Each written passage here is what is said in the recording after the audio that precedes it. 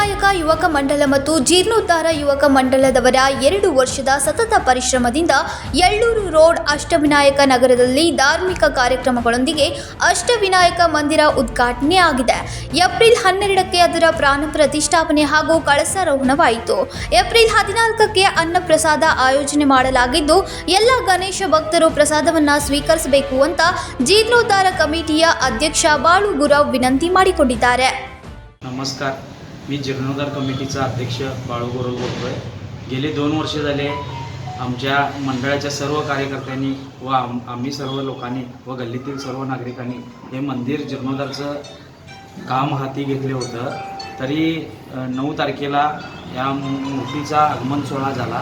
त्याचबरोबर 12 तारखेला जीर्णोद्धारचं जे काम होतं ते पूर्ण झालेलं आहे. मूर्ती विराजमान झाली आहे 12 तारखेला. त्याचबरोबर 14 तारीख सर्व नागरिकांना विनंती आहे की 14 तारीखला महाप्रसादाचं आयोजन केलं आहे मंडळाच्या वतीनं. अष्टविनायक गणेश उत्सव मंडळ येळ्ळूर रोड वडगाव त्याचा महाप्रसादाचा सर्व मंडळींनी लाभ घ्यायचा आहे. तरी मंडळाच्या सर्व कार्यकर्त्यांचं व सर्व भक्त मंडळींचं आम्ही मनापासून धन्यवाद सांगतो की ह्या मंदिराचा जे एकंदरीत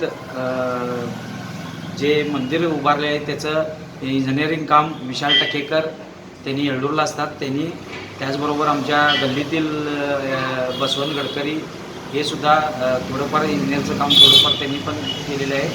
तरी सर्व मंदिराचं कामकाज तुम्हाला आता व्हिडिओद्वारे बघायला मिळेल. आणि एक दुसरं म्हणजे आणि काय बोलू, उद्या 14 तारखेला महाप्रसाद आहे. तरी सर्व भक्त मंडळींनी महाप्रसादाचा लाभ घ्या.